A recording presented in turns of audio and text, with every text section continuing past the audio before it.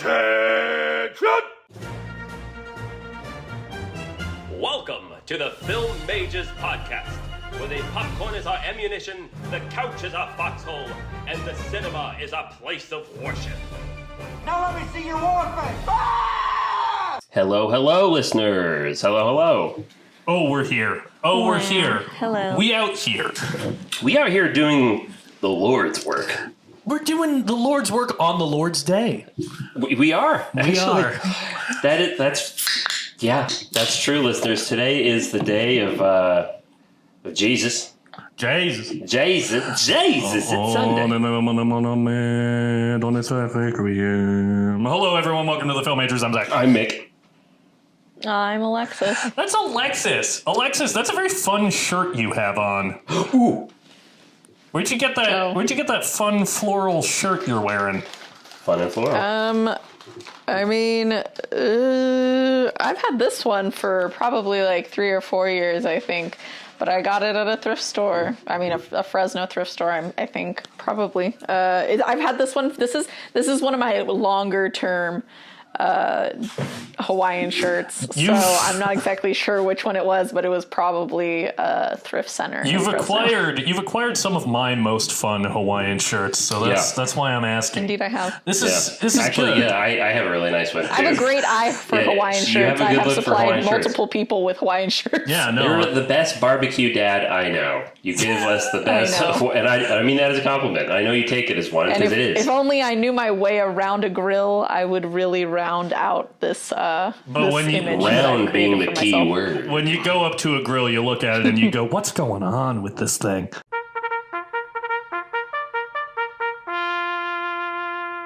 Yeah, I prefer. I have a nice Weber grill. You do? Yes, and I can't use it anymore. Well, I could, but it had meat that touched it, and now I can't cook for my girlfriend because she's like, "There's meat that's been on that." I'm like, "Yeah, but I can clean it." Okay. I spent $400 on this thing. Yeah, it's really nice. come on. It's an Australian Barbie. Ah, it's the Barbie. They know Barbie's the best. Barbie in Australia. Actually, Well, I guess you could buy her. You could buy like a subpar little grill just for the veg. but she deserves more than subpar. Wow. So you want to buy her another Australian one gonna just for do, the mate. veg? I'll take the other grill. Buzz Lerman. I'm going to be Buzz Grillman. So that was great. But let's talk about film. And, Yeah, this is not the grill majors. It's not the grill majors. It is summer. That's tragic. It is summer. It's summer movie season, and we're watching movies. I'm so sorry, listeners. This Alexis- is not movies anymore. We're talking about grills. Alexis, have you seen any movies or grilled any meats? Question. When was the last time we recorded? Oh, last weekend? It was 7 days ago, I believe. Yeah, I think it's been a full week. Oh, that's right. We recorded right before I went to go see Challengers for the Yes. second time. And Right? you Yes, texted us afterwards, yes, and you you were like, did. I just made a huge mess in the auditorium. We were like, I'm not surprised. I mean, I wouldn't say that's verbatim what I said, but that is in the spirit Yes, of what it was. I said. Yeah, Captures the emotional truth I of was the text. reading between the lines. Yeah, so far this year it may be my favorite movie of the year. Just in vibes of what I want from cinema. Well, That's completely fair. it's funny that you say that, Yeah. because I may have seen my favorite movie of the year. I don't know if it's the best movie I've seen this year. That still might be Dune Part 2. But in terms of a film that spoke to my heart and spoke to everything, the direction I want to see American Hollywood cinema going, that was Richard Linklater's Hitman, a filmmaker we've covered twice and who is just itching to be covered a third time during our Best of 2024 month. Because let me tell you, Hitman fucking whips. I called Mick minutes after getting out of the theater. I called him on my phone and I said, that's a fucking movie, baby. I have seen Hitman twice since. I watched it with our roommate Jacoby, and I funny. watched it yesterday with my girlfriend. I've seen it once since. I love this thing, and Netflix seems determined to just make it fucking content onto the content slot pile, and I am here to push back against this because this movie is not content, it's fucking cinema. It's a mid-budget, honestly low budget, like action crime comedy with Glenn Powell, who has been impressing in supporting roles, who, you know, I haven't seen Anyone But You, but that movie made a lot of money earlier this year. That's one with Sydney Sweeney, yeah. This is his fucking movie star turn. This is him showing that he has both the charisma, the range, and, by the way, the writing chops to be a staple of American film for the rest of his life. Yeah. It is so good. I cannot overstate this. For the first hour, I'm liking this thing a lot. I'm really, really digging it. I love the chemistry he has with Adria Arjona. Puerto Rican. Yeah, they're fucking phenomenal together. All right. And then once you get into the back half of this movie, there's a feeling that I think movies can give you that is like the most satisfying feeling that you can have, where you're watching events escalate and you're like, oh my God, what's going to happen? I really hope that the director gives me this thing that I'm hoping will happen. Yeah. And then the director fucking over delivers on that thing that you want to happen. There's nothing better. And the third act of Hitman is like my favorite shit I've seen in a movie. I don't know if I have had fun immediately coming out of a first viewing of a movie like this since I watched Nope in 2022. Like, I don't know if it's as good. I don't know if I'm putting it in that like upper echelon of 2020's movies quite yet. But in terms of pure, unbridled enjoyment, like, this thing's just so fucking fun. And Alexis, you will really like this movie because it has, I mean, like, all credit to challengers and truly a competitive race, but maybe the most toxic relationship of the year. No, it's still probably challengers. I mean, but this one is really toxic for different reasons. Yes, it is. But does it have the sexy music that is in it? No, it does not have the score that Challengers does, but I do really like the Hitman score. See? I don't remember it. It's fun. It's like kind of jazzy. Jazzy? Jizzy? But yeah, if you have Netflix, watch this movie. Yeah. I don't think it's out in theaters anymore. If you caught it in theaters... You caught it in theaters, right? Yes, I did. Yeah. You should be very pleased because it just fucking plays in a theater. I had a ball. I had a goddamn ball. Nice. It rules. I'm glad you liked it. It fucks, Mick. It fucks. Yeah. No, if you want to listen to my thoughts, listen to our previous episode, Portrait of a Lady on Fire. I really enjoyed it. Yeah. In fact, last night I was hanging out with my girlfriend and we watched a movie that was really good. I'll get into that later, but we just threw on Hitman again and we just started watching it. I was like, yeah, this is just a fucking movie that you could just sit down with and watch. It's great. So good. Yeah. It's so goddamn good. It's really fun. Linklater, like, sneakily maybe one of my favorite filmmakers. I've never seen a bad Linklater movie. That motherfucker has range. Yes. He has real range. But, like, can write the fuck out of romance. Yeah. Can really, really flesh out a romance. Yeah. I still have to watch the two other before. Yeah, I need to watch the last one. But yeah, a man who can make Boyhood, the Before trilogy, but also Dazed and Confused, Everybody Wants Some, and School of Rock, and Hitman. Like, he just... He gets it. What a man. He gets it. What a man. Yeah. And what a movie. What a picture. Watch Hitman. Watch it. You have no excuse. It. Yeah. It's on Netflix now. Watch it on Netflix. Should be in theaters. It really fucking should. Yeah. It's sad. I'm glad that I think it was not to give credit to another podcast, but I think it was discussed on Blank Check last year as like a movie that was picking up a lot of traction at Venice. So it kind of stayed on my radar because of that, and I'm so happy it did. Yeah. Don't let this one disappear, folks. Cool. Alexis, did you see anything else other than Challengers? Technically, I did see half of God's Own Country, which I've already seen before, but in the spirit of Pride Month, I was trying to revisit a different Josh O'Connor performance. And I'll probably finish the last half of it after the podcast today. Funnily enough, I think I watched the first half of it last Sunday night.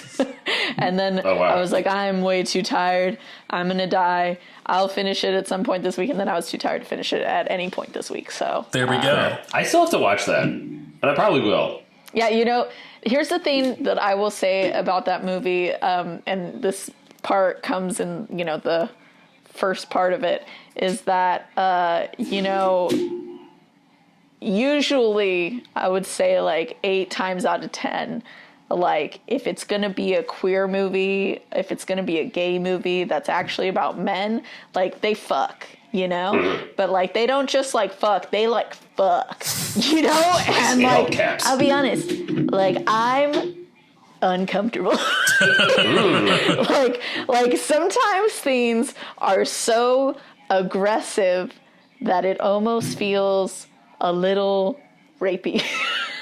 And I'm always just like, that is, the type of foreplay that I have seen in multiple different like gay movies. I'm just like, doesn't feel right to me personally, but if that feels right to you, then I'm happy for you. Go off, it's kind boys. of like how when I talk about people being really, really attractive and you're like, you should have sex. And I'm like, no, that's actually not what this is about at all. Because in no way do any of the people that I talk about being attractive, do I actually want to have sex with them. I just find them attractive, and it's the same thing where I'm like, oh, I just love gay cinema. But do I want to see them fuck like that? No. But I will because it's in the movie. I have to say, you really sold me on God's Own Country. I might be rolling that after this episode as well. Mick's ready to see him fuck. If you want to have a roll in the hay metaphorically and literally on the screen, you should do it. I said say more right now. Hell yeah, baby. Hell yeah, baby. Tight. Nice. Sounds fun. Mick, what have you watched? I saw a new release. I saw Alana Glazer's new comedy, Babes. Co-starring, what is her name? I forget. She's a really funny stand-up comedian. Yes. I'm going to butcher How funny is she, Mick? She's you really... seem to not know her name. Well, so, she's not that funny, but she's funny enough. I remember her face. Michelle... She's very funny. Batou, I think, something like that. But anyways, really good time. This is a movie, I believe I think the Rolling Stones called it The Bridesmaids of Baby Making. It is Alana Glazer from Broad City fame. Is a comedian that I believe has recently given birth in real life, and she found the experience very inspiring enough for her to make a movie. And she went at this with the goal in mind of, there's been a lot of movies about pregnancy and motherhood, and specifically single motherhood, that have been either really gooey, heartwarming tales or cautionary tales, and very sad movies. And she was like, I want to have like just a fucking out and out slapstick comedy about this topic. Yes, Alexis. Yes. I've seen Alana Glazer on an interview. I can't remember with who. And I don't remember if this was in regards to Babes or Broad City specifically, but somebody was like, had been telling her about how just kind of out there and like aggressively inappropriate like their female comedy is, and that like almost like and she was like, have you talked to a woman lately? Like kind of like insinuating like we're all kind of disgusting in this way that like we make ourselves to be in Broad City. And I love that attitude can be brought to like motherhood, you know, because you want to make, I don't know, I feel like society wants to make mothers like some like a saint or a Madonna in some way, or a horrid, like, you know, like the source of trauma or something. So I think it's really great that they're going to take this movie and like really put the comedy into motherhood, because there's funny shit that happens with kids, horrendously gross and funny things. Yeah, Alexis, I think this is a you and Natalie hangout movie. Because, you know, there are... I have often maintained that the horniest and the grossest among us are women.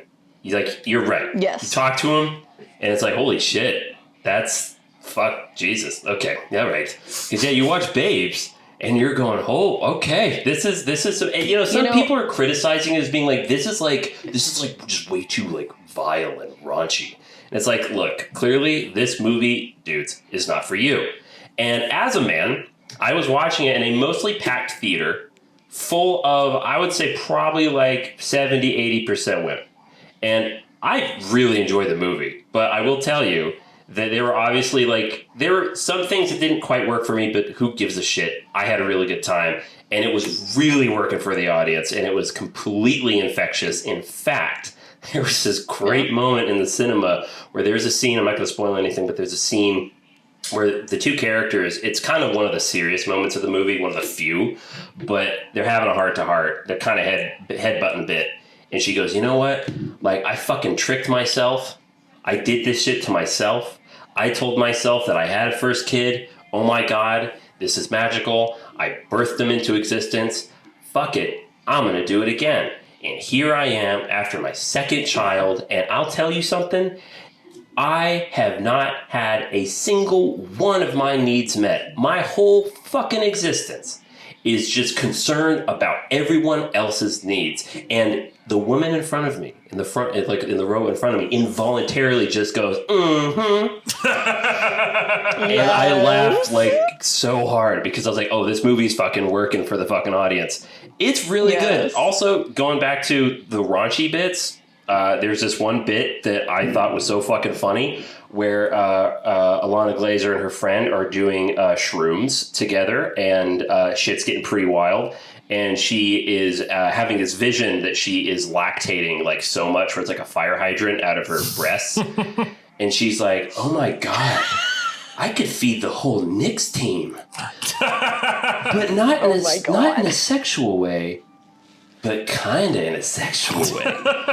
It's a really funny movie. It's also a great movie. It's a great New York City movie. I love a good New York City movie. I always love to see it. It's a good time. And also, this movie, Alana Glazer and fellow creators understand something that maybe not a lot of other filmmakers understand, which is that John Carroll Lynch is a fantastic actor. Yes! He plays Who's that? He plays, for one thing, he plays Arthur Lee Allen in Zodiac. Yeah. He's their prime suspect. He's in Fargo. But he's also... The original movie? Yeah. Yes. Yeah, he's the husband in Fargo. He's also in Face Off. You got Arby's on you. Oh, that's right. He is at Face Off. Yeah, John Carroll Lynch is in every movie, and he's good in every movie. He's my favorite that guy. Oh, He's really good in this. Him and Stephen Root vying for Zach's favorite that guy. John Carroll Lynch is fantastic in this. It really tickled me pink to see him in this movie. He's really great. He's one of those guys... He's kind of like Mark Strong in the sense of he can play a bad guy so well, but he can also play a good guy so well because he's so likable. He can have such like incredible warmth to him. Yeah, or just like, oh my God, I'm terrified. Watch Zodiac. That shit's... If I was a Zodiac, I certainly wouldn't tell you. Oh my God. Gotta talk about that movie, man. So yeah, I saw Babes. Check it out. Fun date night movie. It brings to life a new definition of ghosting. This guy. We've okay. Well, Mick, while we're still in the comedy zone, So I mentioned that, one of my favorite releases of the year was distributed by Netflix. I watched Hitman in a theater. That same day, I went to Sloan, my girlfriend's place. Oh, yeah. And she fell asleep on the couch. And I was still pretty awake because I'd been working overnights on this indie movie that recently wrapped. Yeah, I want to dive deep into this. And I was like scrolling through Netflix and I was like, oh, what can I fill a few minutes with while my girlfriend sleeps on the couch? The Jerry Seinfeld Pop-Tart movie, Unfrosted. Yeah. That doesn't sound great, but I'm curious. No, this was like a COVID project, right? Well, a bunch of rich people were bored. They made Unfrosted, right? It's a Jerry Seinfeld project, and I will delve more into that. Okay. Prior to Unfrosted, I had given 6 movies a half star on Letterboxd. That is since 7. Unfrosted is one of the worst movies I have ever seen. It is content for the content pile. And honestly, that feels generous. In a lot of comedies that are bad, I don't know, pick your Netflix Adam Sandler project. Right. I will exhale out of my nose once or twice. Just I will breathe. adding in Should I be feeling willing? Yeah. In acknowledgement that a joke was attempted, in feeling the ghost of a chuckle escaping myself. I watched Unfrosted completely fucking stone-faced. There's not a single joke in that movie that hits. It is a nightmare. It is a travesty. It's also bad to know that money Jerry Seinfeld made off that movie was then funneled directly to the pro-Israel counter-protesters at UCLA. Are you serious? Who came in and brutalized a bunch of fucking students protesting an apartheid state. That was Unfrosted money? That was Unfrosted money. I didn't know it was Unfrosted money. I mean, if it's Jerry Seinfeld's money. Bro. Yeah. That's crazy. So, in addition to just being an awful movie, money that someone was paid from it went to fucking fascist action against fucking university students in our very own Los Angeles. So that's fun. Jerry Seinfeld belongs in hell. Yeah, by the way, listeners, if what Zach just said bothers you, let me just say this is not the fucking podcast for you. So you can pick a different show. Yeah, pick a different one. Listen, I understand that movies are it's not heart surgery. They're not, policy actions. Right. Ultimately, we do a thing that is entertainment. It is silly. And, a bad movie, whatever. But also, in my heart of hearts, I think that Jerry Seinfeld should be imprisoned for his actions. I think that he should be tried at The Hague, probably for some other stuff. But I was going to say, also, this is what did him in. For this. Yeah. This is the final straw. Fuck you, Jerry Seinfeld. Trying to strike a chord, and it's probably A minor. Google Jerry Seinfeld 17-year-old. Fuck this guy. Fuck this movie. And now there is a worse movie than Mean Girls 2024 that came out this year that John Hamm appeared in. Yeah. Man, John. It has so many talented people. There are so many talented people in this thing. Yeah, list off the cast here. Bill Burr, John Hamm, Jack McBrayer, Dean Norris, Bobby Moynihan, Cedric Yarborough, Mikey Day, John Slattery, Peter Dinklage, Fred Armisen, Cedric the Entertainer, Patrick Warburton, Tony Hale, George Wallace, Kyle Mooney, Maria Bakalova, James Marsden, Christian Slater, Hugh Grant, and Andy Daly.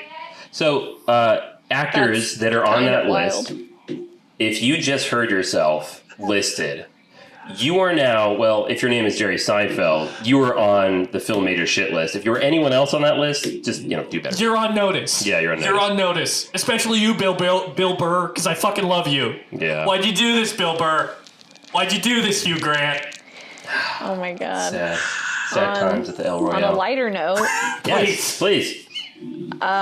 You know how I said that the previous week that I had seen The Fall Guy just because I was sitting in the living room working and somebody had it on TV? You recall. Well, same thing happened this week. Just remembered it, but Pretty Woman was on, like the whole movie. And let me tell you, that movie is a classic. It will always be in the zeitgeist of my family. It's one of my dad's favorite movies, probably ever. A Richard Gere, Julia Roberts like combination for him is just like sacrosanct. I have one note from the movie, which is that the first night that she spends with him, she ends up telling him like it's 100 just to like fuck or whatever, right? And then for the whole night to spend, she's like 300, and he's like done. And then the next day she gets up and he's asking her like, you know, how much for like a whole week, right? And then they negotiate down, and they don't even start negotiating. She says, you couldn't afford it. And then negotiates to $3,000 for the week, right? My biggest problem with this movie is that it's the 90s.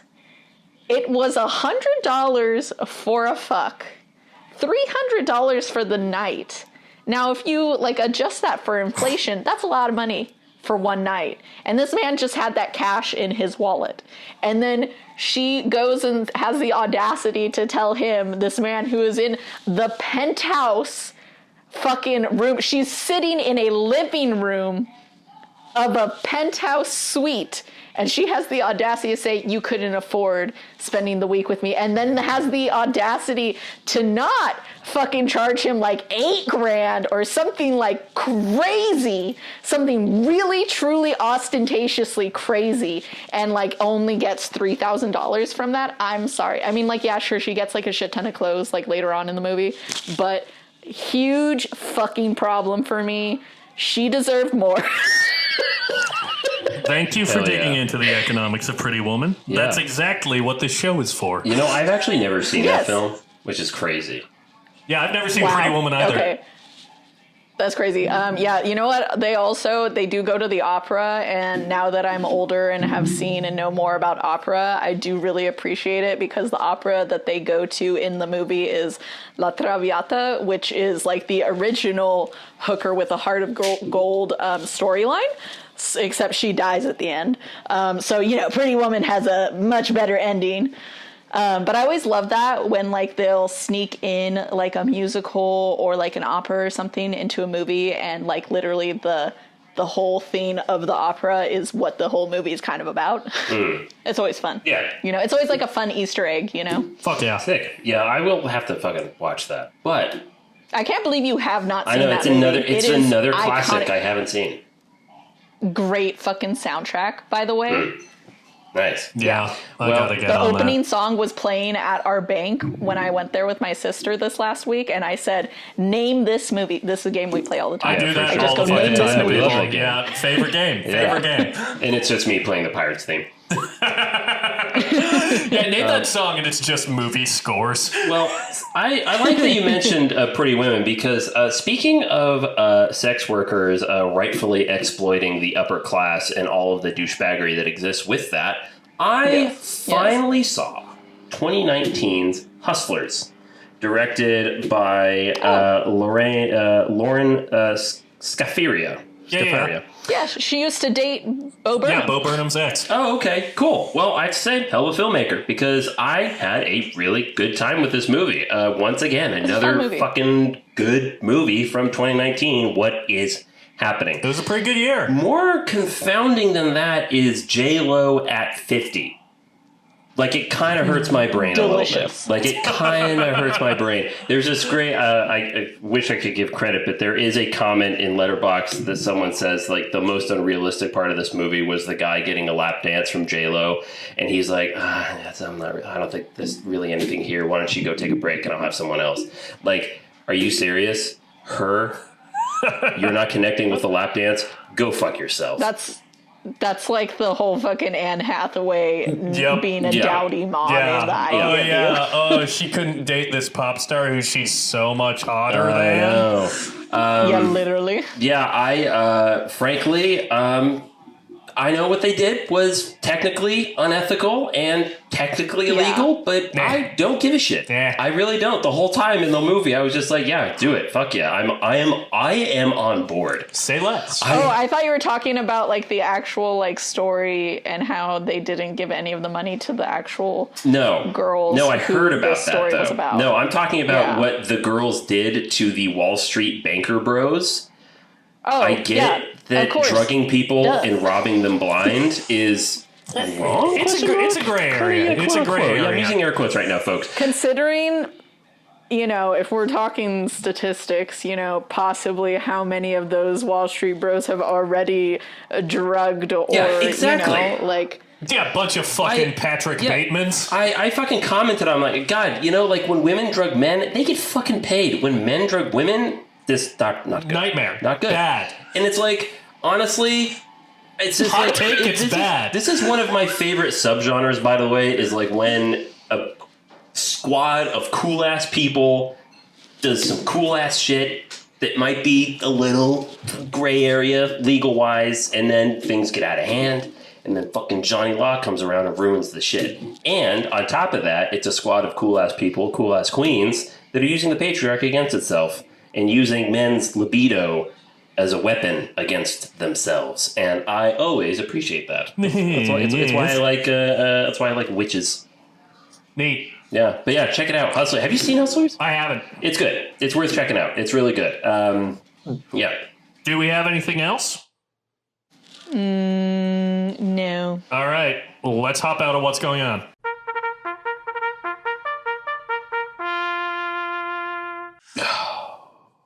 I was going to talk about Green Street hooligans. Yeah, well, but maybe next might episode. have to save it. I'll just tease it. I'll just say that Frodo went to Frobro. Well. Check it out. Yeah, it's Elijah Wood the hooligan. All right, Rado, what's going on here? And we're in Queer Cinema Month, and we're into our big topic. Big old topic. What was our big old girthy topic? We are talking about actors who work in the Hollywood space, who are famous in America, but who are maybe underappreciated or maybe more pigeonholed in the States because they have far more range when you see them in films speaking their native language. Yeah. They are able to be utilized in a broader way. Who do we have? Alexis? Do you need to think about it? You know what? So funny. I forgot this was our topic. We decided this like days ago. We did. It's flown out of my head. But Louis Garrel. I know he's only been in like a few things in English. I know he was in Little Women and he played like the professor who Joe falls in love with at the end of the movie.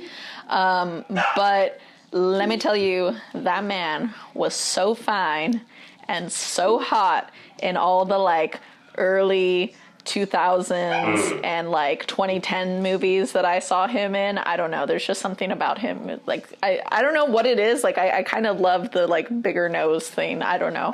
He has such striking features. And but in general, I have seen him just like in a lot of very different roles. Like I saw him in this movie Love Songs, where he played somebody kind of very melancholy and heartbroken. And then I've also seen him play a teacher who is literally like manipulative and like kind of almost a little pedophilic, I've seen him do a few different things, and I love him in everything that I've seen him in. Yeah, French does sound delicious. So. And he directed L'Innocent, which came up last. He directed The Innocent, which came up last episode. Yes.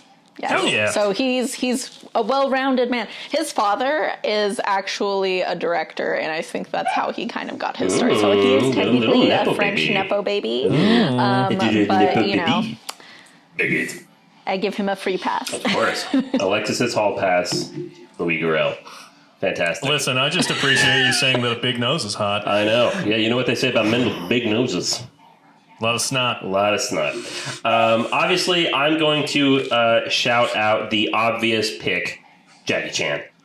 Yeah. Now I know what you're thinking, listeners. Like, what are you talking about, Mick? What's he talking about? What Jackie Chan? He's popular. We love him. He's great. He's good. Yeah, I know he's great and he's good. But listen here, Ethel. Jackie Chan, to us, is kind of like this funny, charming action, like, leading man guy, which is good. But you know what he should be considered in America is fucking Tom Cruise type. One of the greatest fucking movie stars of all time. Yeah, there is a very small class of which people are attending this thing, and Tom Cruise and Jackie Chan are definitely up there, and maybe Katharine Hepburn. These are like all-time superstars that can do no wrong. I don't care what their religion is. Specifically, I support his religion, and I don't care that he has slaves. No. Did I just say that on air? Don't fucking Mick, you're gonna get people mad at you for supporting the fact that Scientology uses unpaid laborers, and you're gonna get the Scientologists coming after us. Oh god. It was legally that was a joke. That was a joke. God. That was a joke. But Jackie Chan is fantastic. Like, we American audiences are really shown his, like, we're introduced to him through Rush Hour. Yeah. Really good movie. Very funny. Never funny seen comedy. That's fucking, you should watch that. That's a really good movie. No, you know what? The time period may have passed for you, to be honest, because I have rewatched that movie. Like, sure, like, the action sequences are great because they use, like, an actual, like, the Chinese cameraman to do those scenes, the Hong Kong guys that Jackie knows. But all the stuff that's, like, supposed to be funny is almost a little schlocky and, like, to me, a little lazy because a lot of it, like, revolves around, like, almost racist humor, It was so I think for this time period, if you're watching it looking back, it's kind of like not as funny as it probably would have been when you saw it in the 2000s. I don't know. I feel like Zach is the type that can appreciate Con Air. Yeah. You can appreciate Rush Hour. I did see Con Air a while back. I guess. Con Air did get grandfathered in. Also, I don't love that Rush Hour is directed by Brett Ratner. Yeah, that doesn't help. That doesn't assist things. He was one of the people. Like the rapey guy. He was one of the people who went down during Me Too. Good riddance. Yeah. Bye, Brett. Yeah, Jackie Chan, all-time movie star that I feel like we got a little encumbered talking about Brett Ratner there. Yeah, I feel like anytime he's, like, in name an American movie of his, like, what, he was in Shanghai Nights? Is that the name of the Western that he was in? Shanghai Noon. Shanghai Noon. Its sequel was Shanghai Nights. Oh, okay. Like, have you seen those movies? They're not good. Yeah. They're not good.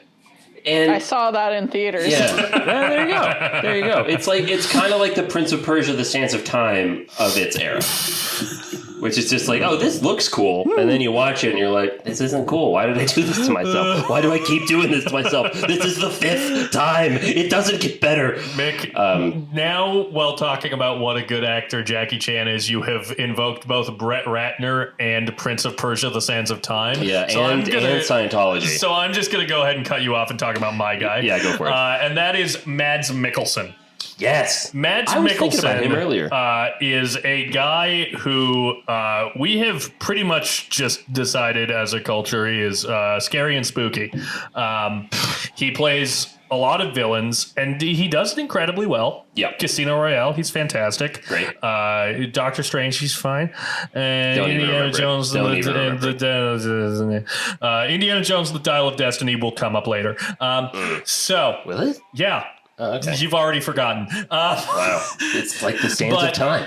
Mads Mikkelsen is like the leading man in Denmark who can do it all. I've only seen one of his Danish films, which is Another Round. Yeah. And good. Immediately it's like, oh, who's this lively, charming gentleman? Yeah. Why aren't we letting Mads do this in America? And I said it earlier this year, and I'll say it again, The Promised Land that came out this year and what Hitman did for you, whereas like this movie, you're just like lock and step with it. You're not ahead of it and it's not ahead of you. It just gives you what you fucking want.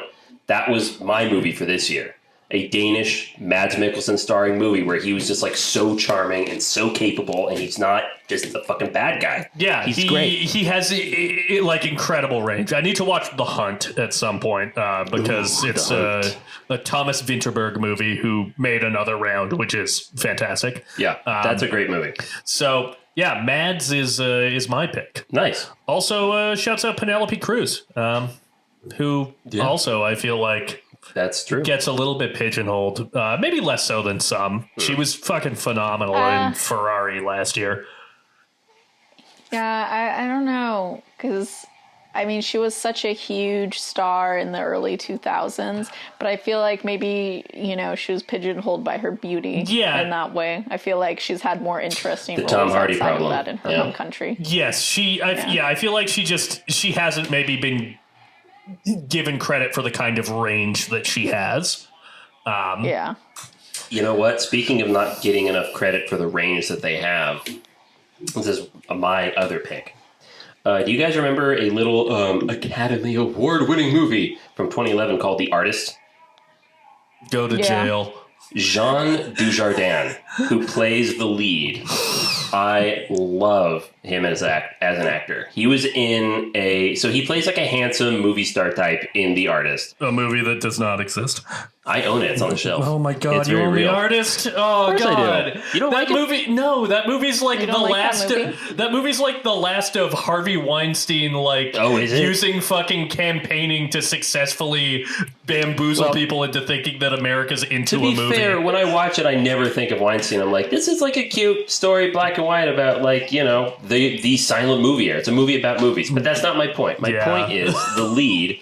Jean Dujardin is super handsome, and he was in a series of 007 satire French films where he plays this 007 type who's kind of like an idiot, but he always accidentally saves the day. It's kind of like what Leslie Nielsen in The Naked Gun is to the Private Eye genre.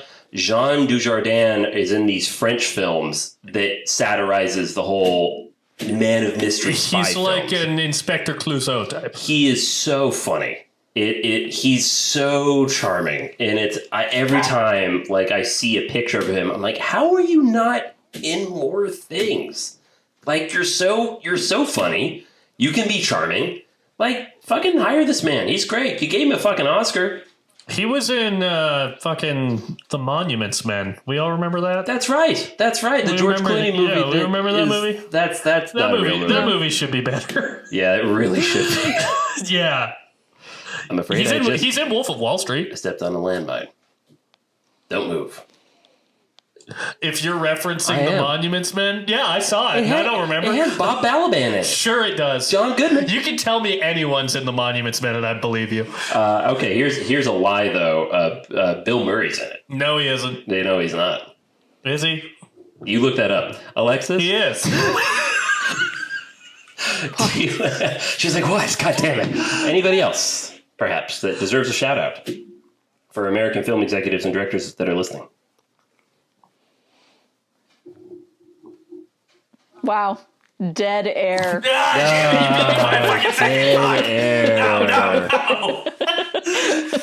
Anybody? That is actually, I think, the first time I've ever gotten to say it. That's great. 90 episodes in, and Here we got go. it. Is this our 90th episode? This is our 90th episode. 100's just 10 episodes away, guys. That's crazy.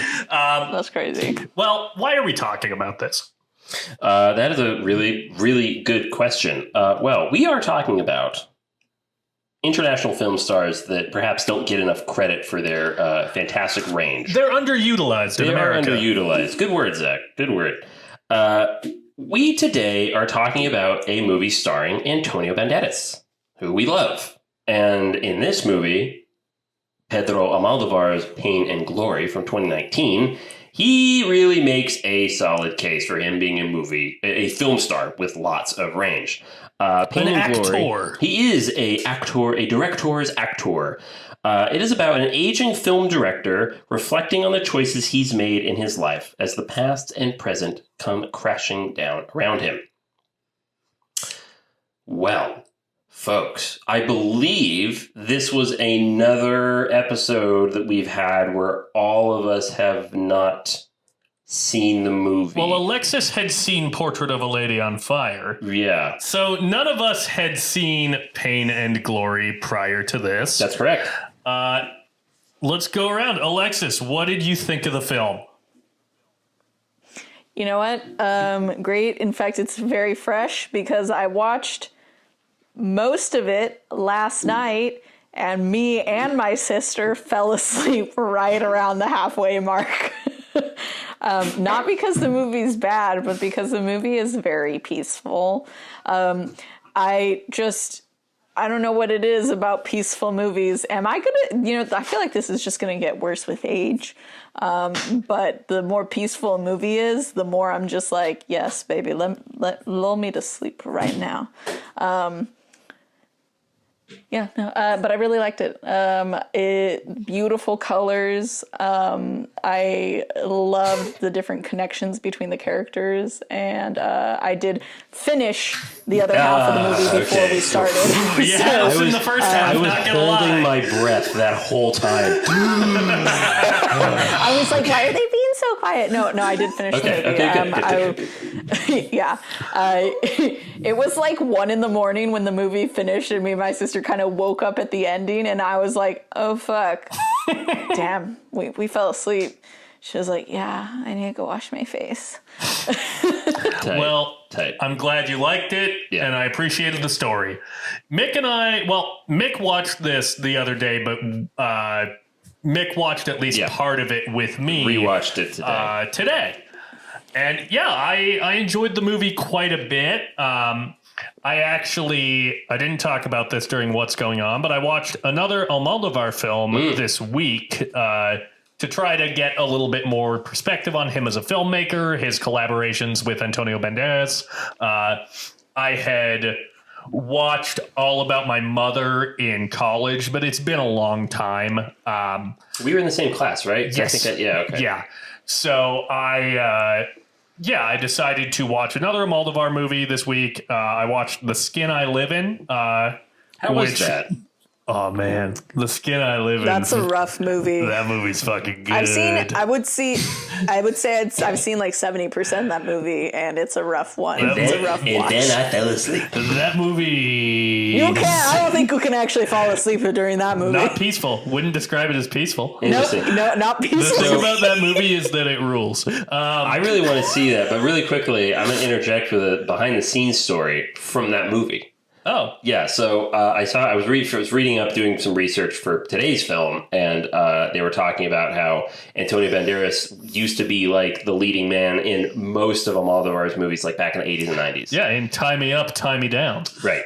Yes, A please. movie I need to see. And they had not worked together for a long time, not for any particular reason, but it just didn't work out until The Skin I Live In. And Antonio Banderas had, between that time, like gotten huge in the United States. Yeah. He was a Hollywood motherfucker, and you knew it. It's The Skin I Live In came out in 2011. So Antonio Banderas, this is his own retelling of the story. He was like, I'm not gonna lie, I was pretty fucking cocky. Yeah, I was like, yeah, I'm huge now. I'm a big guy. So Pedro, how you doing? Yeah, let's do this movie. This is great. And they start, rehearsing. They start doing some scenes. They're getting into it, and he's giving. He's giving all the charm and stuff like that, and throwing it out at the camera. And at one point, Pedro Almodóvar cut.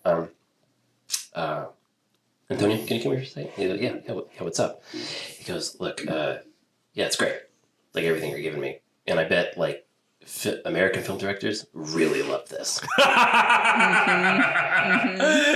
And then and this is during a Q&A, and then Pedro Almodóvar leans in and goes, did I say that? And Antonio Banderas goes, yeah. No, you said that. You said that, buddy. You told me that.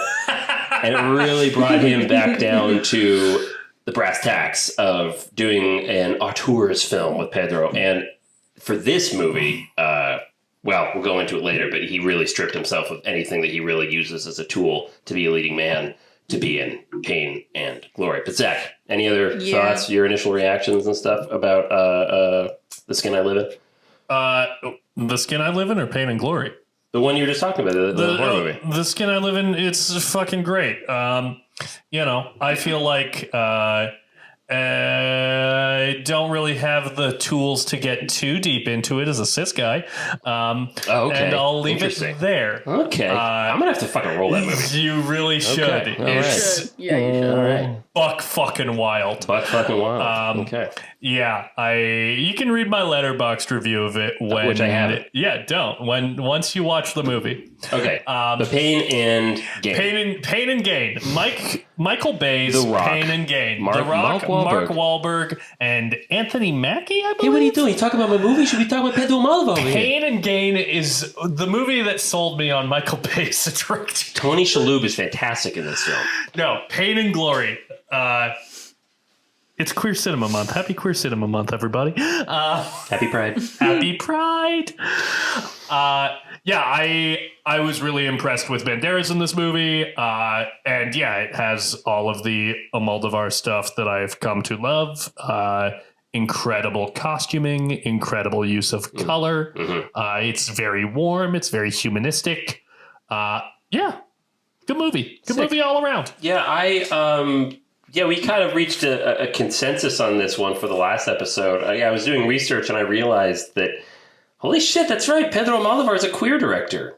I had just, that had left my brain for a bit. It's like, we should, let's fucking cover one of his movies. And this is our first Pedro Almodóvar film we've covered on the Filmmakers Podcast. Snuck one in right under the wire before we get to episode 100. That's right. That's right. We're trying to cover as many fantastic filmmakers as we can. Yeah, could have covered a few more Pedros, a few less Bazes, but that's just me. Hey, why you gotta go there, man? Come on, man. Why try to fight Low blow. why try to fight a losing war, Zach? Come on now. Anyways, I will be vindicated. Pain and Glory, I thought was a beautiful film, very, very tender. Definitely not in a rush. This movie's not in a rush. This movie is taking its own time to just unfold a story that just feels, the way it unfolds is just super natural. Just makes sense. I can't imagine trying to edit this movie together with just the raw footage they had, because the way it's cut together just fucking flows just so perfectly. Yeah. It's crazy, especially the third act in particular with the mother. Now in contemporary times, which might be my favorite part of the movie. But the way it grapples with depression, the way it grapples with addiction, I thought this is a very vulnerable story for Pedro Almodóvar to tell, because this is kind of semi-autobiographical.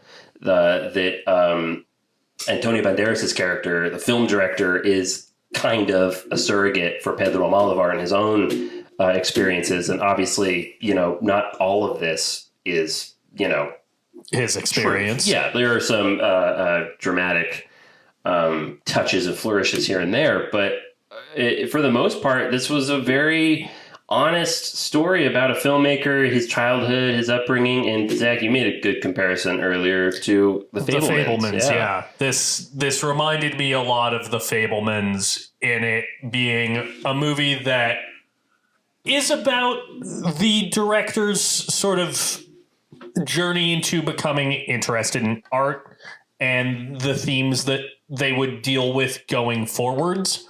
But it's more so kind of a reckoning with their relationship with their parents and how that kind of informs their work, particularly in the final act, where we're having those dialogues with his mother about, how she feels about his movies, and what she wants to see depicted or not depicted. And, you're hearing these conversations and you're thinking, oh, I wonder if this is something that they've talked about, if this is something that she would want to see depicted. I found that stuff really interesting. I love how this movie works formally. Obviously, it's not a movie where you would feel like you would have an easy time telling this narrative with this footage, but it totally flows. But also the whole kind of Saul Bass sequence where you're seeing all of these abstract images that super cool. are communicating his state of mind and his physical health Particularly the like sort of spiraling black hole image when he's talking about depression. I found all that stuff really fucking cool. Yeah, for sure. You talked about the that sequence reminds me, and earlier you talked about the color palette. I remember when Alexis, when we went to the Academy Museum in Los Angeles, the Motion Picture Arts Academy Museum, they have a great Pedro Almodóvar exhibit. You've been there, you've seen it, right, Zach? Yes, yeah. Every time I go there, I'm like, I need to watch some more Almodóvar 100%. movies. So I'm glad we're doing this. Yeah, this is good because as I was watching it, I was going, oh, that's right. His movies are fucking gorgeous. I forgot about the color pop, just the colors that pop off of the screen. They are so bright, they are so beautiful, and it's just like, man, like I was kind of thinking about it, I was like, God, that makes me like want to visit Spain. Like they have such an appreciation for color. And then again, doing a little bit of research for this film, I found out that that's not entirely true. Depends on where you are, because where Pedro Almodóvar was growing up, he talked about how it was nothing but white and black.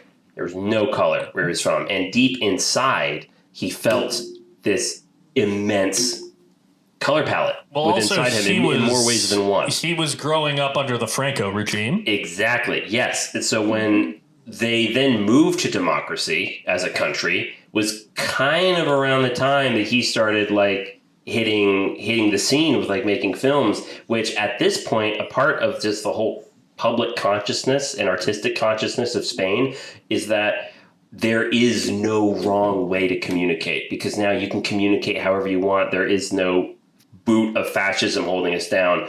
So that's why, he kind of exploded on the scene. And with all of those colors and everything, someone made a really good point, which is his characters, specifically in this film, but you could say for all of his filmography, it speaks to the pride of himself and his own sexuality, is that these colors, the characters are so colorful that they are just popping on screen, and there's nothing subtle about it. There is nothing subtle here. It is out and it's loud and it's fucking beautiful. Like fucking be yourself. And I really like that interpretation of it. It was really cool. I'll be very interested when you watch The Skin I Live In. Yeah, I am very curious to see it for sure. The color palette's a little different. Is it? At points. Okay. There's still like pops of color, but... is there pops of red? Not as many as you think. Oh, okay, interesting. Anyways.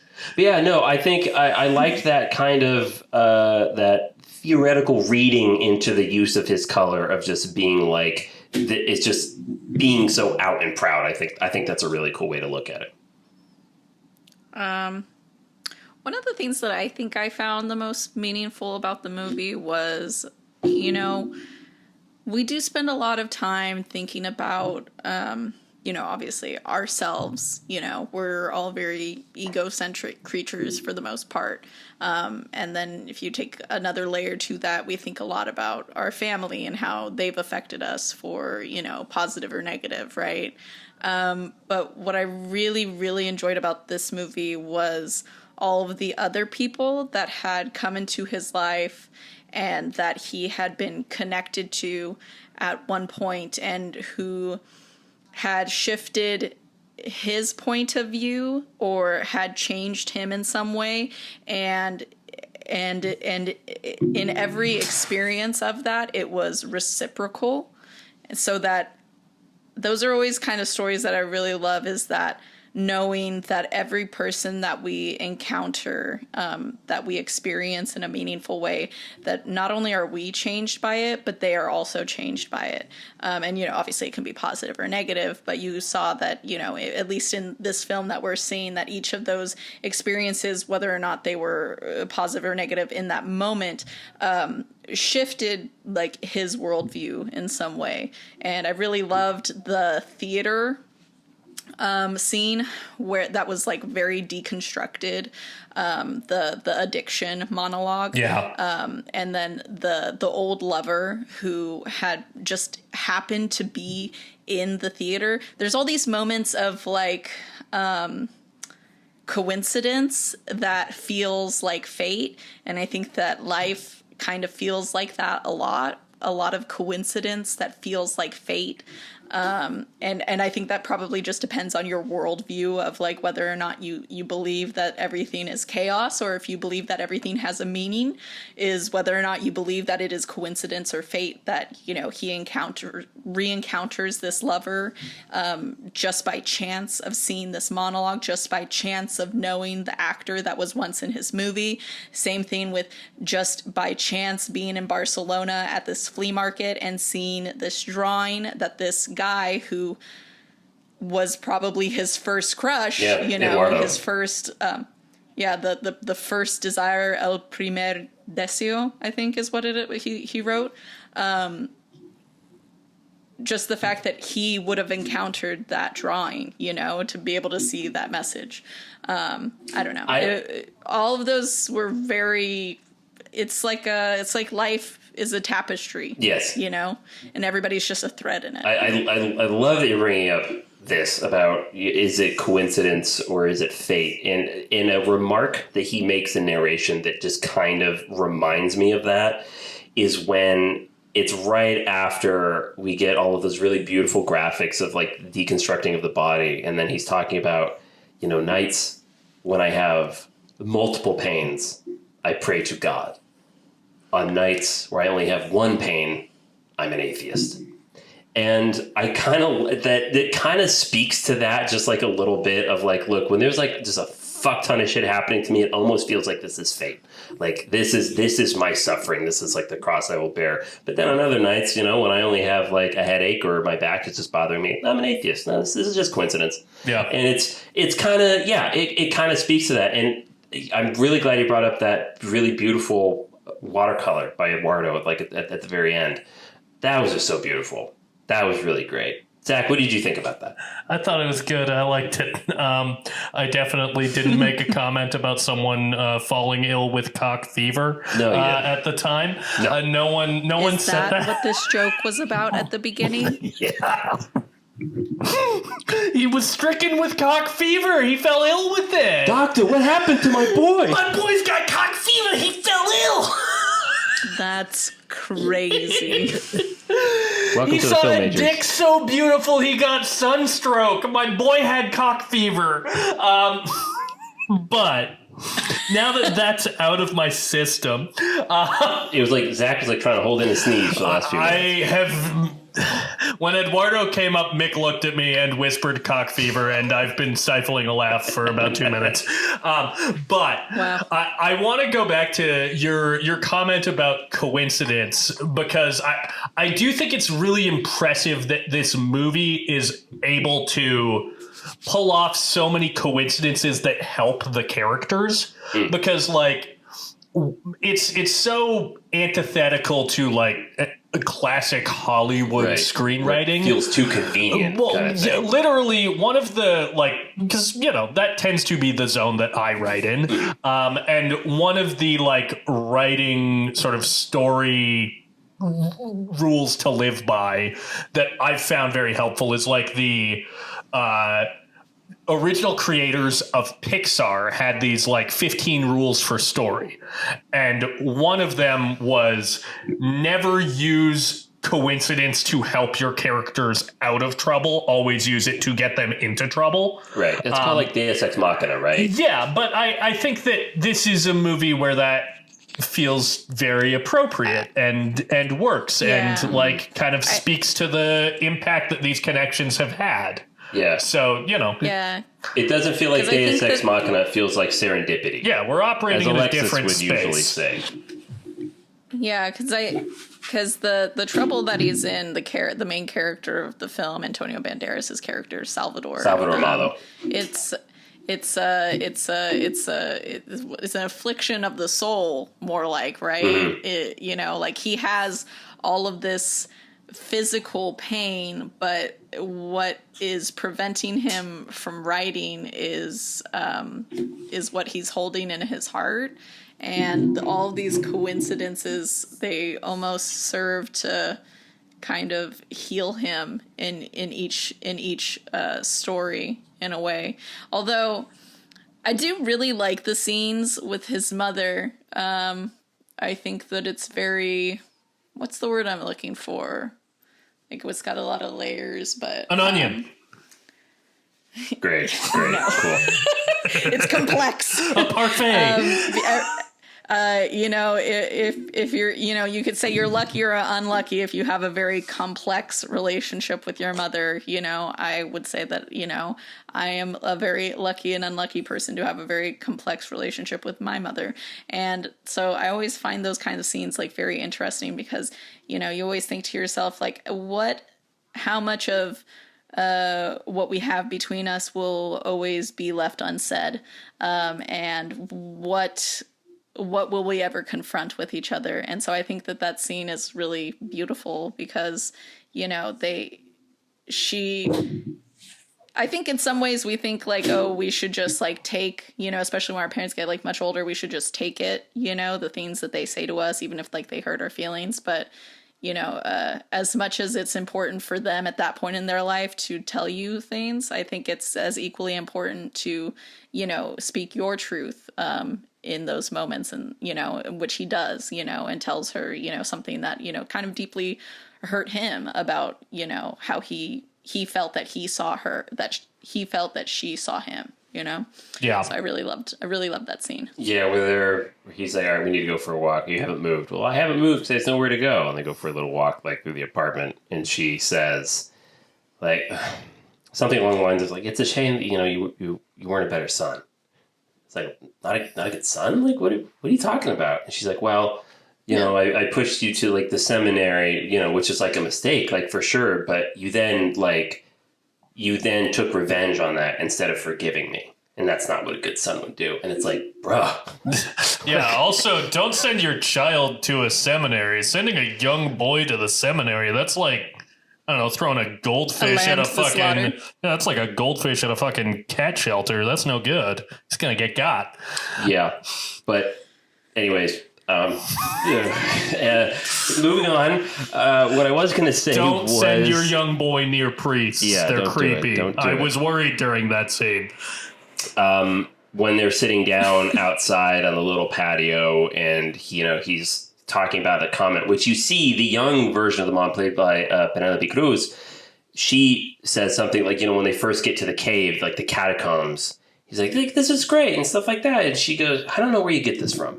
And then later he talks about, oftentimes you would say things like, oh, I don't know who you get this from. I don't know why you're like this. And even as a child, I was picking up on what you were really saying. Yeah, I knew that wasn't a compliment. I knew that wasn't a compliment. And it cuts to the mother's reaction, and you don't see her going, oh, no, like, it wasn't like that. It was like, oh, no, yeah, he picked up on it.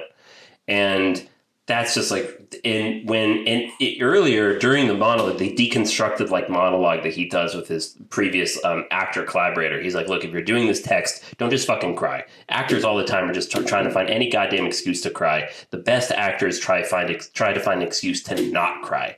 And that, I think, is then displayed later in that scene with Salvador Malo and his mom, where he is like apologizing for not being the son that you wanted, and that I had a lifestyle that you didn't approve of. And they don't ever explicitly say it, but you know what they're talking about. And Antonio Banderas is like choking down those tears and fucking fighting it. And it was making me hard to not cry watching it, because it just was just so fucking honest. And It's a shame, because like it's not like they have a bad relationship, but there is still that, as Alexis, as you said, it's complex. It's imperfect. And she slaved away. She worked her whole fucking life to like take care of her family. She talked about like, look, I have terrible legs, but I don't have like a terrible mind. But still, there are some damaging things that clearly went down, and it's a shame. Yeah. I just think it's always very interesting when it's, a parent wants better for their child, but they also want them to serve them in a certain way. Like, she clearly wants better for her son, so she sends him to the seminary, but she also internalizes the experience of him moving away to Madrid as him taking revenge on her when, I mean, as is his lifestyle, like, I'm not sure that would have worked out for him in that small of a village. It does not usually work out that well for people who are gay in small spaces like that. I don't know that village in particular, but, usually. Also conservative, too, per Pedro Almodóvar, talking about he grew up in a very conservative pueblo. Also, like, living in Madrid is clearly very important to him because he gives up the relationship that in some ways like was the love of his life with Federico to stay there. Like, Federico clearly can't be in Madrid. It's a bad place for him. And Salvador seeing that as per the monologue when they're like traveling the world, but he chooses to stay. Like that's a personal choice that, his mother reads as an attack on her, and Federico, who, can see him for more of who he is, reads that as what it is, which, is something for him, something that he needs. Yeah. Also, we've talked a lot about sort of the dramatic beats of this movie, which are great. This is a funny movie. This is a movie that has funny scenes. Yeah. Specifically, you talk about the Q&A. The Q&A scene that shit was funny. Fucking rips with Salvador and Alberto, where they, early in this movie they've called in sick. They get back together. They haven't spoken in 30 years because Alberto has a different interpretation of this movie they did 30 years ago called Flavor, and Salvador, as we soon find out, has called out Alberto for using heroin during this movie where he's playing this coke addict. And in the past, he was like, it made this performance, which was supposed to be funny, very serious. And now, now that I'm older, I'm starting to like it more. But then he airs all this out while they are on speakerphone, not showing up to the Q&A at Alberto's house, ripping lines of coke. And it is so funny because you get this like, this is this old relationship where these old wounds have finally kind of healed and we're starting to become friends again, and the past doesn't matter so much. And just in an instant, we're right back at each other's throats. They're back on set. We are back on set. We are fucking pissed at each other. My performance was good. Fuck you. Like, it's so good. Yeah. The moment where there's a pause in conversation and Alberto just lifts the fucking tray up to Salvador and he just...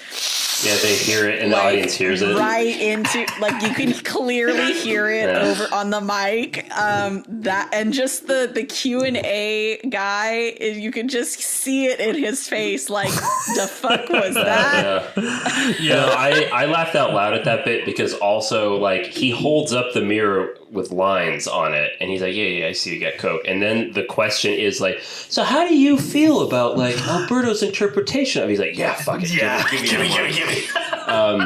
That shit was funny. But yeah, when they get at each other's throats, it was literally like not a day had gone by. They just fucking go right back into it. He's like, I wasn't planning on it, but I said what I said, and it's the truth. That shit was really good. Also, the line, without filming, my life has no purpose. Amen to that, brother. Yeah. I dig Almodóvar's vibe. Like, it's not, again, it's not typically, the kinds of movies that I gravitate towards. If I'm gonna throw on a movie, it's not typically gonna be an Almodóvar movie. But I am glad that I have delved a little more into his body of work this week because he is a master at what he does, and I'm glad he's doing what he does because it's pretty fucking incredible. Yeah, I think I agree with that. And another bit I find funny is I would imagine this might be ripped directly from Pedro Almodóvar's personal experience, but like it's kind of a somber moment. Him and his friend are in the hospital waiting room. She's going through the mail. This is right before we discover the painting from Eduardo. and she mentions like, oh, like they want you to like come and like give a talk about your films in Iceland. He's like, no, I don't know why they like me in Iceland. Like I don't know why, but that just like that made me chuckle, and I feel like Pedro Almodóvar has like gotten that sort of mail. He's like why do they like my stuff? Why do they like me so much in Iceland? Yeah, like it bothers him to be liked. Just like there are certain days where just like him receiving accolades in the mail, like, please come to this event and speak because we're such huge appreciators. Like, oh, for fuck's sake, fuck off. I'm not going to Iceland. I don't know why you like my movies here. They're not for you. I don't know. That made me chuckle. Yeah, no, that did feel like very personal. But so something that's not quite as funny, but I was very impressed with how the film handled it. But it talked about, we're talking about, Coke and chasing the dragon, how he has this kind of thankfully temporary bout of addiction with heroin, but it is not without its consequences, and it's not, unserious. As someone who has, had my own personal issues with substance abuse that thankfully I don't deal with anymore, I will say that this movie, I think, captured that shit really fucking well.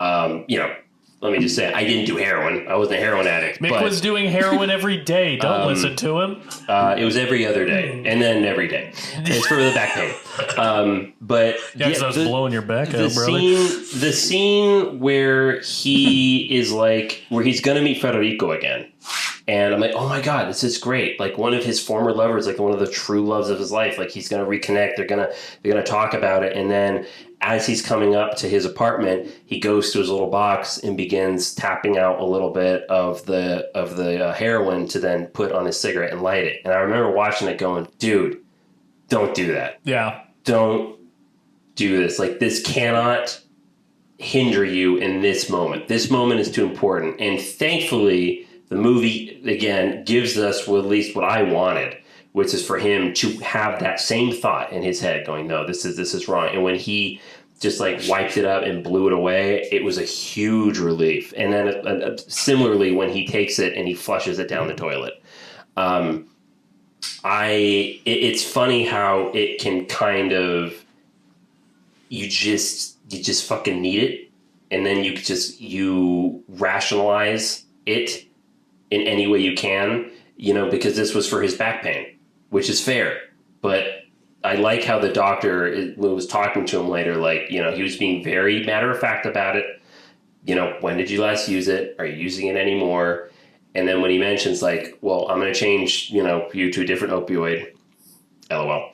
And you're going to think about heroin again because your brain is going to remember what heroin feels like. Yeah. And you need to be alert. And if there is any truer statement I've heard about getting over a substance, that right there really summarizes it, where it's like, once you've gotten that taste, once you realize what it does, then the fight is for the rest of your life. Like you can be sober, like someone's like, oh, I haven't had a drop of alcohol in 20 years. That does not mean that their fight ended 20 years ago. That means every fucking time they go out and they hang out with somebody, anytime they see it, that is a battle that they have to go through to make sure they don't return to that. And so even in this story, in Pain and Glory, it is a short stint. And they talk about, Alberto talks about, hey, look, I'm not a drug dealer. I'm your friend. I'll give this to you, but be careful. Like, you late bloomers are dangerous and you look like a killer. So don't go nuts with it. And then he goes out and he buys it on the street. And I liked how it was not judging it. I feel like if you were dealing with something like that in your life, you could watch this movie. It might be a little triggering, but it is in no way a damnation of addiction in a way. I think it's a really honest portrayal. And to that point, when he buys it in the streets, I have a question for you two, because I don't know what to make of it. But why do you think he included that machete attack in the street? Like, did that strike you as like odd to either of you? Like, when he's buying the heroin on the street, there's suddenly like this domestic dispute. Like, up the street and these two guys are like fighting each other and he slashes his leg with a machete? Alexis? Zach? But what's your specific question? Is it like, why do you think he put that in the film? Because that's like to no consequence of the character. But obviously, as we talk about, everything in a movie is, of course, intentional. So I'm just wondering, like, what you guys think, like Pedro Almodóvar in his intentions is with keeping that in the final cut. I'm trying to remember the specific conversation they're having, because I know that the F slur was used a couple of times during that altercation. Yeah. That's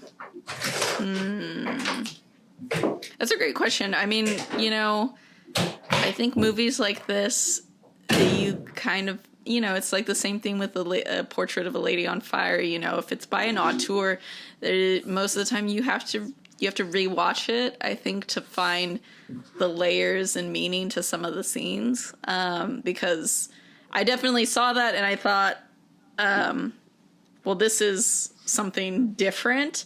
And I think I even thought at the moment, like, I wonder why that was included. Not that it felt out of place necessarily, but I wondered what the significance was of it. I don't have an answer, though. I'm sure somebody on the internet does. I just don't. On a rewatch, because I have seen this now twice, I really don't have anything for it other than like a really surface level reading, which I don't think is what it is. But it's like, oh, he's out in the street buying heroin. Oh, the world is like, ooh, it's becoming a dark place. And then as that thing is happening, or he is stepping in that dark direction, this violent thing occurs like right next to him. Like maybe it's like this, I don't know, visual metaphor. I don't think that's what it is, though. I think that's too easy. A visual metaphor for danger being literally around the corner as he's buying drugs from a street dealer. That seems too. That sounds like something I would write, and I'm like, I don't think that's a Pedro Almodóvar move. So I think that Almodóvar felt like the audience was getting sleepy and thought, what if there was a sword fight? What if there's a machete attack? No, okay, I actually have kind of a serious thought on this, which is, I think that maybe kind of harkens him back to the experience he had when he was with Federico. As he's buying these drugs, you've got this domestic dispute where I think what's going on is you've got someone kind of out there defending their lover, because you see that guy up on the balcony. That's right. Yeah. And you could be right. It's kind of hearkening back to that time in his life where he was maybe put into these situations with this substance because of Federico. Again, that's still kind of surfacey, but in the context of the whole movie, that's kind of the first thing that I arrived at thinking back on that. Also, I don't know, they fucking love knives in Europe. They don't have guns, which is great, but, you know, they be stabbing each other. They do be stabbing each other. Yeah. And that's what I have. Yeah, I think the premier movie podcast. I think I had the most thoughts on this, and I demand credit. Alexis? You credit where credit is due. Yeah. There's probably something a little deeper in there about the fact that the turns are tabled, and the fact that he's now the user. Totally. Because that becomes something really impactful to him when the only reason why he decides to shift his behavior is because he's about to see Federico again. So I think it's, intentional to have this concept of his relationship with Federico come up when he's decided to escalate his behavior, and then for his behavior to have a shift into finality when he actually encounters Federico for the final time in his life. So it's got to have something to do with that. I don't know what it is. I got to watch it again. I'm sure. I don't think that's going to happen anytime soon. So, maybe sometime, I'll get back to you on that. For sure. Well, no wrong answers. But yeah, that was good. Because just watching, I was curious. I was like, that's a really interesting thing that he included in the film. It's got to mean something. And it's weird how he scored it with the Pirates of the Caribbean soundtrack. Dun, dun, dun, dun, Is that dun, the movie dun, that's dun, dun, dun, dun. And then I when we finally got to the third act, and because when we have been in the caves of his his town when he's younger, we've seen all these flashbacks, right? Up to a certain point, we think that they're flashbacks of actual memory that he's having, right? Because we have, kind of him going into this almost deep thought, or into some drug haze. So we assume that they're memories. And when we see on their wall at their house, a picture of his parents, assumedly, I don't know if when they got married or something. It's Penelope Cruz and the man who is playing his father at that point in time. And then when you get to the third act and you finally see his mother in the old age, you see all those pictures when he's setting up that room that his mother used to be in for his friend to stay with him. And the picture is of two different people. Did you guys see that? No. Good fucking catch. Good catch. Yeah. Because I had this moment of, oh, well, then who are the people that he keeps seeing in this a memory? Interesting. And it was kind of my first tip off that wasn't actually his real memory, the Penelope Cruz parts. Because when you see the bedroom, the photo that you also see in their house during these memories is of two different people, which are, assumedly his real parents are in the photo beside his mother's bedside. Wow, yeah, I totally fucking missed that. Yeah. Way to go, Alexis. Great. And I've seen it twice. Way to film major. That's a film major moment. Yeah, 21 gun salute to you. Yeah, absolutely.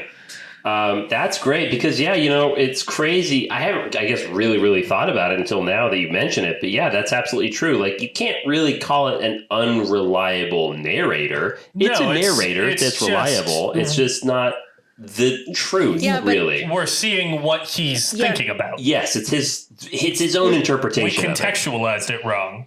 It's sort of like a rival in that way. Yeah. Which is that's why true.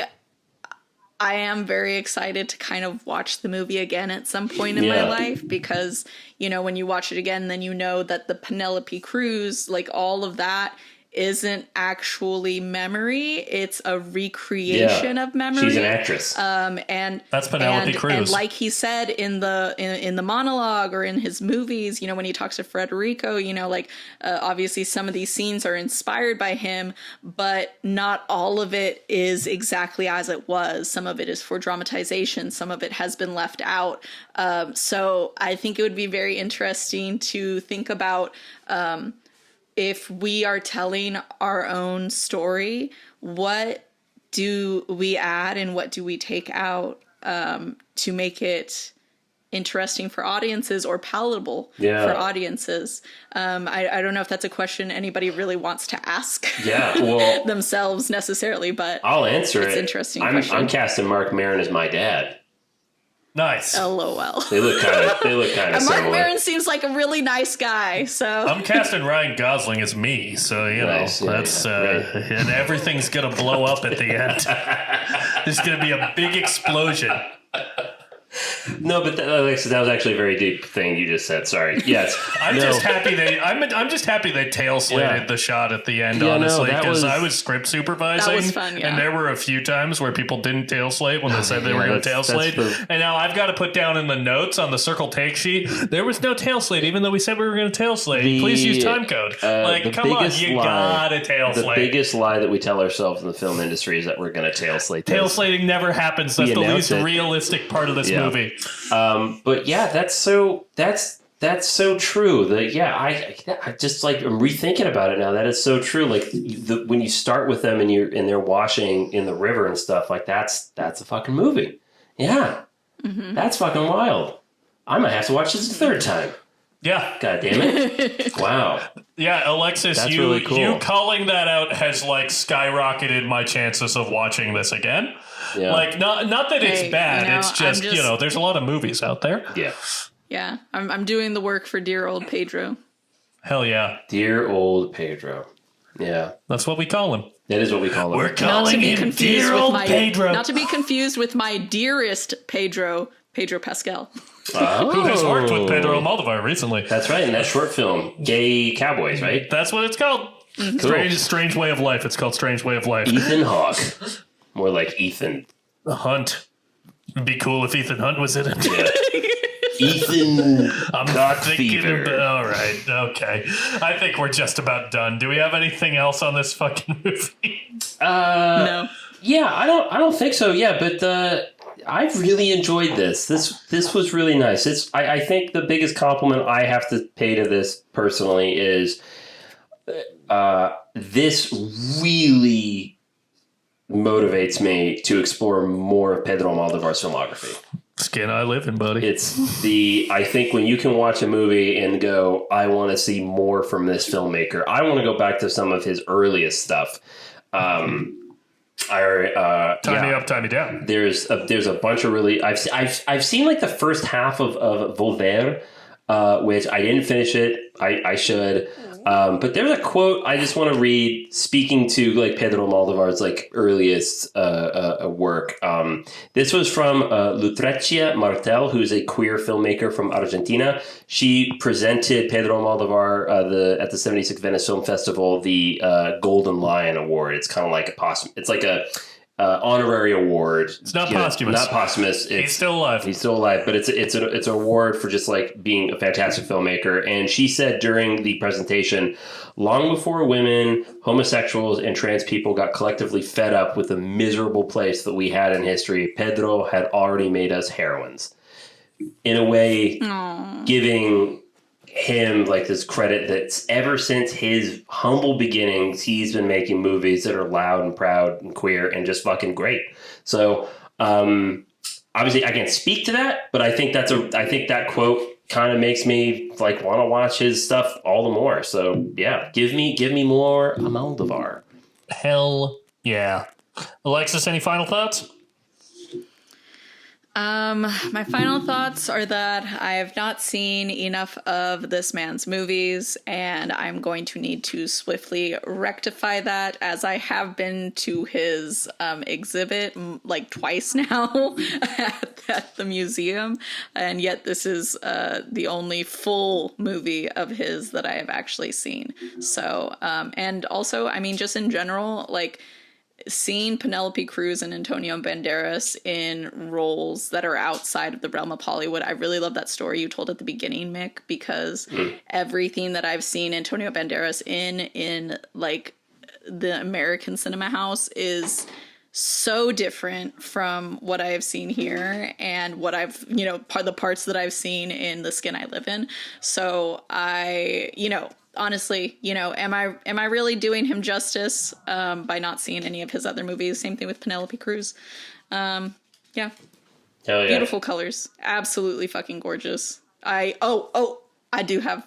Would I be me if I did not mention that this man has such a beautiful house? Oh my God. All of those paintings, and holy shit. Some of his shirts, I was like, I need that. I need that. I need that. Whoever was the costume designer for this, chef's kiss, like delicious. I would be that gay man. Yes. Yeah. Sorry, really quick. I know we're wrapping this up, but a quick little tidbit of juicy information. His apartment is almost a near exact replica of Pedro Almodóvar's actual apartment. Hell that yeah. he lives in. I want to be that fucking cool. Yeah. I want to be that cool. I think I read in Architectural Digest that there were 3 or 4 sculptures and paintings in his apartment that are the real thing that he just moved out of his house and then put on the set. And then everything else is they are replicas of actual pieces that Pedro Almodóvar has in his house. But apparently, especially the dining room and the hallway where he walks with his mother are almost exact replicas of his actual house, like the color palette and everything. So again, he's being pretty vulnerable, being like, yeah, the Salvador Malo's house is my house. So, is he being vulnerable or is he showing off how fucking cool he is? Why not Come both? on. Why not both? No one said it can't be both. Zach, True. I mean, final thoughts? I feel like you guys have said it all. It's a fantastic movie. It looks gorgeous. And you know what? I'll just say as a personal tidbit, while doing my little bit of Almodóvar Banderas background by watching The Skin I Live In, that might have popped onto at least 1 year's upcoming Spooktober list. Hell yeah. Might be this year, might be next year. I have lists out to 2027. Nice. I'm a sick guy. So That's exciting. that's where I'll leave you. Nice. Watch more Almodóvar. He knows what he's fucking doing. Yeah. Yeah. Antonio Banderas fucking killed it, man. His physicality. Yeah. Great. Yeah. All right. Well, that was a damn good Pride Month pick. Once I told Zach this earlier, it's like just like last year's Queer Cinema Month, this year is just shaping up to be just like another just great fucking slot of great independent movies. Like Hell it's just yeah. like every single one is just like a fucking banger so far. So no pressure, but where are we heading next? What's our next pick here? You know, guys, we're not going far. We are distance-wise, but temporal-wise, we're staying right where we are. No. And that is because we are going to cover 2019's And Then We Danced by Levon Akin. Okay, I'm not familiar with this. Yeah, I'm sure you're not because it's been on my watch list. But I was really trying to think, like, what's a movie? And I can't really find anywhere that will confirm or deny whether or not this director is queer. But they do also have a movie coming out this year, I believe, at the independent film festivals that is called Crossing, which is already getting, like, great reviews and has an interesting story. I think maybe possibly is very much a director to watch. And it's like a Georgian dancer, I want to say, which is, is that near Turkey, right? Kind of. Am I right in saying that? Sure, yeah. Somewhere Near south like Azerbaijan. of, Yeah. It's Yeah. within 2,000 miles of. It's south of Russia, but like former Soviet east states of Europe. Yeah. Yeah. Totally. Wait, what's the name of the movie again? What's it called? And Then We Danced. And Then We Danced. I believe that you are correct that the filmmaker is queer. Why? Let me show me the picture. Oh my god. Jesus Christ. You go to hell. So if you are... But I spent a lot of time thinking about it, and, I could choose I could have chosen 2011's Weekend by Andrew Haigh, who is the same director who just did All of Us Strangers. Right. Which both would have been great picks. But You could have. I just thought, we went Pedro Almodóvar, and you know what? Why not keep it branched out? Maybe this will be a performing episode because who wants to watch another subtitled movie? But if you're really a film buff, maybe you'll be right here in the trenches with us. Subtitles this month. Yeah, let's do it. Maybe. I'm totally down with that. We'll see where I land next week. Cool. Another 2019 I don't film. know. I was really excited about your potential pick, Zach. So listen, I'm cooking. I got a if lot it drops, I want to see it. I got a lot of fucking things in the fucking iron. I don't know. The iron's in the fire. Irons in the fire. In the No kiln? Things in the iron. Things aren't in the iron. But other kiln? than carbon. The In irons the kiln, are in the fire, guys, but what's in the iron? kiln. I got a lot of the things in the kiln. iron. Well, if you want to find And Then We Danced, you can find it on Tubi, Sling TV, Plex, or Amazon Prime Video, Cool. or you can rent it wherever you rent your movies. Alexis, you picked a free one. Hell yeah. Woo! And if you want to find us, the Film Majors, you can find us at Film Majors Pod on Instagram Threads, Blue Sky, and TikTok. You can find us on YouTube at the Film Majors. Like, comment, subscribe. Like, comment, and subscribe. Like on your whatever podcatcher you're listening to us on. Subscribe to us, follow us, leave a comment. It helps us in the algorithm. And you can email us at filmmagerspod@gmail.com. Do it. No one does it. Do it. Email us! All right. Happy Pride. Happy Pride. See you next week. Bye. Bye-bye.